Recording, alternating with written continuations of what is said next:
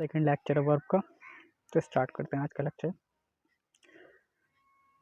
हमने कल पढ़ा हैपनिंग वाली सारी वर्ब्स एंड ट्रांसिटिव होती हैं और डूइंग वाली वर्ब्स ट्रांसिटिव और ट्रांसिटिव दोनों हो सकती हैं।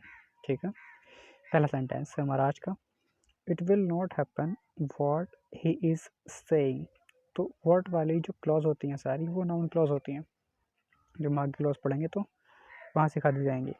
फिलहाल आपने जान लीजिए कि व्हाट वाली क्लॉज जो होती है नाउन क्लॉज होती हैं। आपको पता है नाउन जो होता है सेंटेंस में सब्जेक्ट या ऑब्जेक्ट बनता है, क्योंकि ये वाली व्हाट वाली क्लॉज नाउन क्लॉज है और ये वर्ब के बाद लिखी हुई है, तो इसलिए ये ऑब्जेक्ट होगी।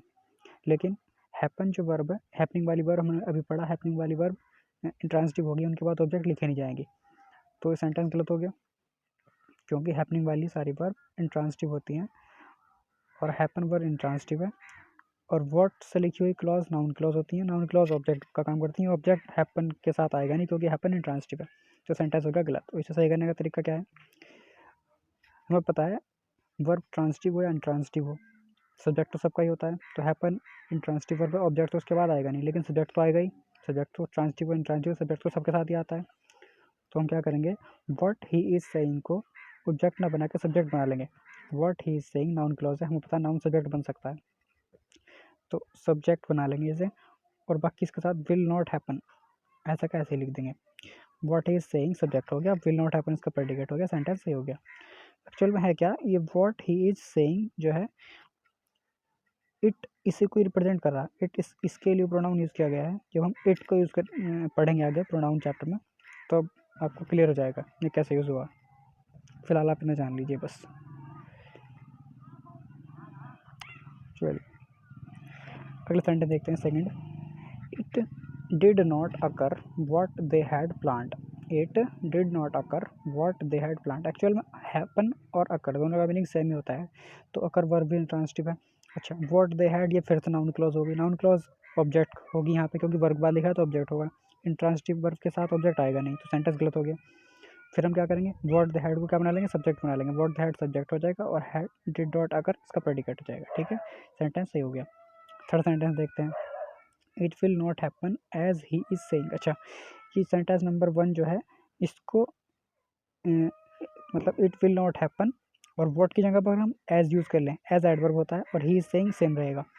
अगर हम व्हाट की जगह पे एज यूज़ कर लें तो सेम सेंटेंस सही हो सकता है, लेकिन बस व्हाट की जगह पे एज लिखना होगा, क्योंकि व्हाट प्रोनाउन है और एज एडवर्ब है। अगर हम यहाँ एडवर्ब लिख देंगे तो फिर नाउन क्लॉज नहीं बनेगी, ये बनेगी एडवर्ब क्लॉज। एडवर्ब आ सकता है, हमने कल भी जाना था कि जो वर्ब होती है ट्रांसिटिव एंड ट्रांसिटिव, इनके बाद एडवर्ब्स लिखे जा सकते हैं।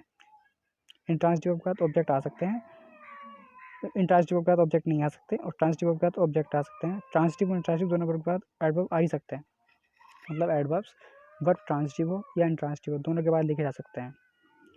तो जो हैपन इंट्रांसिटिव वर्ब है इसके बाद ऑब्जेक्ट तो नहीं लिखा जा सकता, लेकिन एडवर्ब लिखा जा सकता है। एज लिखने से ये वर्ब एडवर्ब में क्लॉज कन्वर्ट हो जाएगी, तो हम क्या करेंगे, एज लिख देंगे और सेंटेंस सेम सेंटेंस सही हो जाएगा हमारा एज के साथ।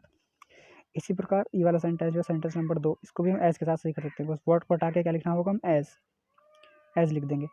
It did not occur as they had plant, जैसे ये लिखा हुआ है, it did not occur as they had plant, तो ये they had plant verb adverb clause बन जाएगी, ऑब्जेक्ट मतलब नाउन क्लॉज ना होके अब ये एडवर्ब क्लॉज हो जाएगी। एडवर्ब क्लॉज ट्रांसिटिव और इंट्रांसिटिव दोनों वर्ब के साथ आ सकती है। ठीक है, क्लियर हो गया होगा। अगला सेंटेंस देखते हैं, many people were died that year. Many people were died that year, हमने अभी पढ़ा डाई जो है हैपनिंग है, डाई क्या है, हैपनिंग। हैपनिंग वाली सारी वर्ब इंट्रांसिटिव होती हैं, तो डाई इंट्रांसिटिव है। अच्छा, जो इंट्रांसिटिव है उनका पैसिव भी नहीं बनेगा, पैसिव केवल उन्हीं वर्ब्स का बन सकता है जो ट्रांसिटिव हो, जिनके बाद ऑब्जेक्ट लिखा हो। अब बता, डाई के बाद कोई ऑब्जेक्ट नहीं लिखा जाएगा, डाई इंट्रांसिटिव वर्ब है, तो इसका पैसिव भी नहीं बनेगा। पैसिव नहीं बनेगा तो वर्ब गलत हो गया, वर्ब को हटा दीजिए, ऐसे ही हो गया सेंटेंस। अगला सेंटेंस देखते हैं, I have been gone through many ups and downs. तुम्हें पता गो वर्ब है, ये भी इंट्रांसिटिव वर्ब है, इसके बाद भी कोई ऑब्जेक्ट नहीं लिखा जाता। जब इंट्रांसिटिव वर्ब होगी तो बीन हटा दो, पैसिव नहीं बनेगा, इसका भी सेंटेंस सही हो गया। This agreement will be expired next month. This agreement will be expire, हमें पता है एक्सपायर होना हैपनिंग है, ना कि डूइंग, तो इंट्रांसिटिव वर्ब हो गई। इंट्रांसिटिव वर्ब का पैसिव नहीं बनेगा तो बी हटा दीजिए इससे। सेंटेंस ही हो गया। सच इंसिडेंट्स आर हैपेंड, अच्छा हैपन हमें पता है इंट्रांसिटिव आएगी, इंट्रांसिटिव पता पैसिव इसका भी नहीं बनेगा, तो आर हटा दीजिए। देख लेते हैं, डाई हैपनिंग है, गो डूइंग है, एक्टिविटी है, कोई ना कोई परफॉर्मर इसका डूअर होगा जो जाने का काम करेगा।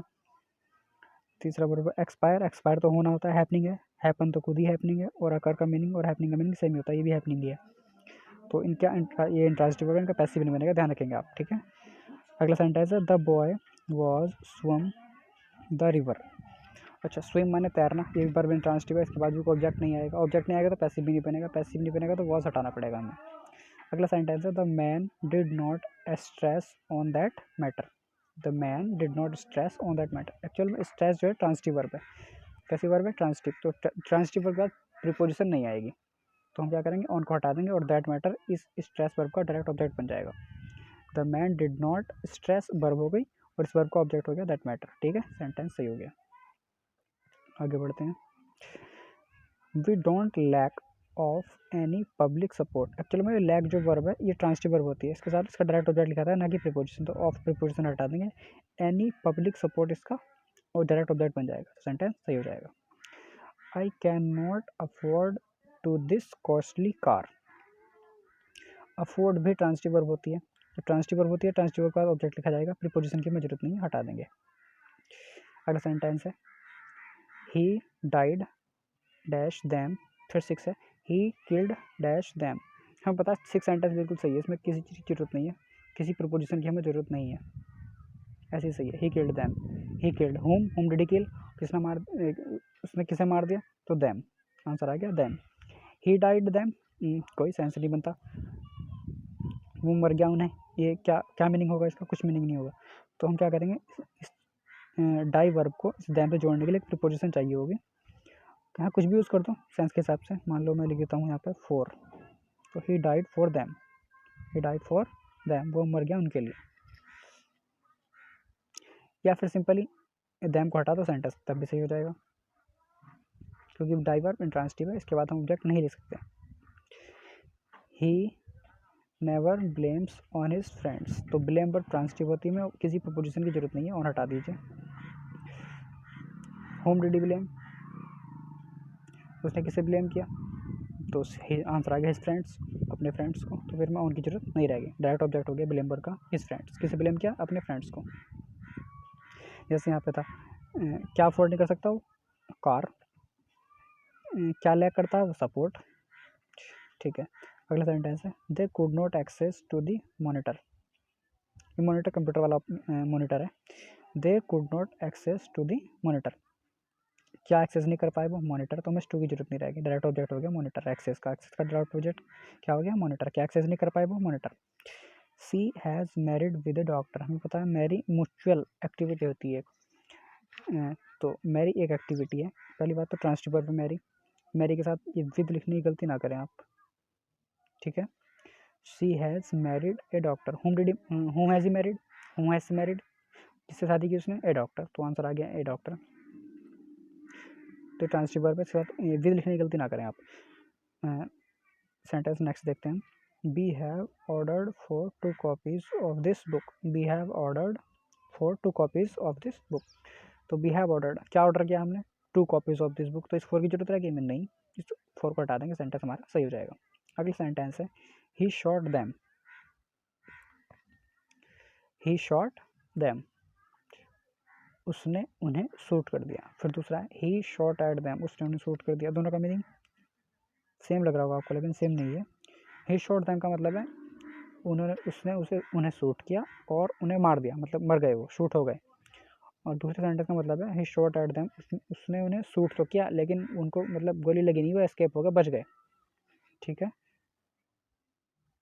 जो भी पीछे समझा है ये 2 सेंटेंस उसी पे बेस्ड है, आपको मुझे आंसर बताना है, कमेंट बॉक्स में आप आंसर लिख सकते हैं अपना, ए में क्या आएगा और बी में क्या। मुझे लगता है आपको ट्रांसिटिव इंट्रांसिटिव से लेकर कोई प्रॉब्लम जरूर हो रही होगी, इसके लिए हम अलग से एक वीडियो बना देंगे, ठीक है ना, एक अलग से वीडियो बना देंगे ट्रांसिटिव और इंट्रांसिटिव को लेकर डिटेल में।